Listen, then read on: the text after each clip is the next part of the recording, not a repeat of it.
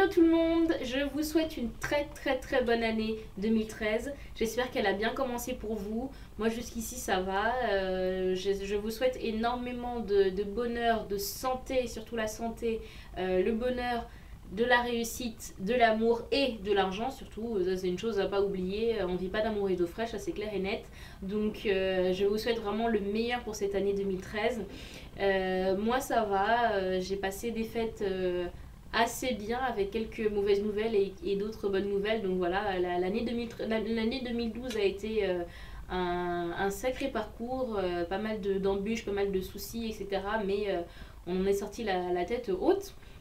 Et donc du coup, là ce soir, je reviens vers vous pour vous faire une petite vidéo un peu particulière. Euh, j'ai décidé que cette année 2013 serait l'année durant laquelle j'irai totalement à contresens du mood général, c'est-à-dire de ce qui se passe en ce moment, donc tout ce qui est crise économique, etc. Et le côté un peu morose que l'on ressent depuis quelques années dans notre société. J'ai décidé que, en général, déjà, j'aime bien aller un peu en contresens de tous les mouvements qui sont en place. Et là, cette fois-ci, je me suis dit non, je n'ai pas du tout envie de me laisser glisser vers ce côté morose, vers ce côté de toute façon rien ne va et puis rien n'ira d'ici quelques années. Effectivement, les choses sont difficiles, mais c'est pas pour autant qu'on doit se laisser abattre et c'est pas pour autant qu'on doit laisser nos projets de côté. Donc moi déjà c'est pas ma philosophie, dans ma famille c'est pas notre philosophie non plus, malgré les coups durs, malgré les difficultés de la vie, il faut avancer et il faut toujours essayer d'aller en contresens. Et de toute façon la terre est tellement vaste, il y a des gens qui réussissent. Il y a des gens pour qui la vie va très bien, il y a des gens pour qui leurs projets vont jusqu'au bout. Et je me dis bah, pourquoi pas moi, quoi, pourquoi pas nous, etc. Donc je vais pas vraiment aller dans le détail, surtout dans le côté professionnel, parce que du coup ça c'est quelque chose dont je vous parlerai bien plus tard. Mais en tout cas je vais essayer vraiment de faire en sorte d'atteindre mes objectifs au maximum cette année et pour espérer avoir les résultats en 2014. Donc en tout cas pour l'instant pour tout ce qui est ma chaîne YouTube, donc les cheveux, etc. Je vais vous dire un peu ce à quoi j'ai pensé en fin d'année dernière, donc en décembre. Ça me trottait un peu pas mal dans la tête. Et à chaque fois qu'il y avait un truc qui me venait, je le notais sur un bout de papier. Et du coup, je me suis fait une petite liste de choses à faire là pour le coup pour mes cheveux. Principalement, ce que je veux, c'est de la longueur. Je continuerai à bien traiter mes cheveux pour qu'ils restent en bonne santé, bien entendu. Ça, c'est quelque chose par-dessus lequel je ne passerai pas. Mais je veux de la longueur. Là, ça fait 2 ans, ça va faire 3 ans, ça a fait 2 ans et demi, ça va faire 3 ans cet été. Je veux absolument de la longueur. Mon objectif, c'est d'avoir minimum 10 centimètres d'ici la fin de l'année, 10 centimètres supplémentaires d'ici la fin de l'année. Et donc du coup j'espère que je vais les atteindre. Je me suis fait une petite liste de choses à faire.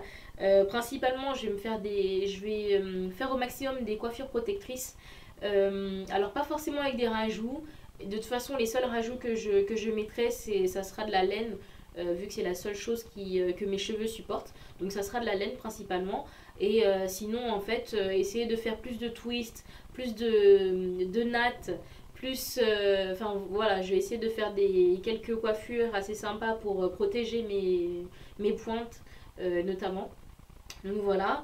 Faire également des soins une fois par semaine parce que là, jusqu'ici, j'en faisais un toutes les 2 semaines. Donc j'alternais entre un masque et un bain d'huile. Donc là, cette fois-ci, je vais le faire une fois par semaine. Mais ça sera effectivement, je continuerai à alterner également un masque et un bain d'huile une fois par semaine. Et en plus de ça, je rajoute à ça un soin au henné. J'ai essayé le henné hier soir sur mes cheveux et je suis tombée follement amoureuse de ce produit-là, de cette poudre-là. C'est vraiment quelque chose de magique. Mes cheveux sont revigorés, ils sont beaucoup plus souples, mes boucles sont beaucoup plus définies et franchement, je suis vraiment tombée amoureuse du henné. Donc, je vais faire un soin au henné tous les mois à partir de maintenant. Du coup, ça a commencé hier soir. Et en espérant effectivement redonner de la force et de la brillance à mes cheveux pour qu'ils aient la capacité de pousser au maximum d'ici la fin de l'année. Troisième chose, me couper les pointes. Alors, j'ai pas envie de me couper les pointes trop souvent parce que du coup, je ne souffre pas de pointes fourchues. Le seul truc, c'est que j'ai des nœuds sur une majorité de chaque brin de mes cheveux. Des brins de mes cheveux, pardon. Je sais pas comment vous expliquer ça. En anglais, c'est single strand knots. Donc, en gros, des petits nœuds, des nœuds microscopiques que l'on retrouve au bout souvent d'un brin de cheveux. Effectivement, je pense que ça peut également affecter la pousse régulière de mon cheveu. Donc, je vais essayer de me couper les pointes à peu près tous les 4 mois, selon ce que je sentirai. Mais je vais également et surtout combattre au maximum ces nœuds-là. J'ai vu pardon, des vidéos dans lesquelles les filles expliquent comment elles arrivent à combattre ça. Effectivement, ça passe par le fait de faire des coiffures protectrices régulièrement, le fait d'étirer ses cheveux au maximum le plus souvent possible. Voilà, je vous expliquerai ça plus en détail dans une autre vidéo que je ferai spécialement sur ces nœuds-là et sur la façon dont je les combats ou en tout cas dont je les minimise au maximum. Donc si j'arrive à les minimiser au maximum, je réussirai à... je n'aurai pas besoin de couper autant mes cheveux. Voilà. Donc, autre point, je continue mes cures de vitamines. Là, ça fait quelques mois que je prends du Furcapil donc pour faire pousser les cheveux et les ongles. J'ai pas de problème d'ongles particulièrement, mais en tout cas, je me rends compte que ça m'aide également pour mes cheveux.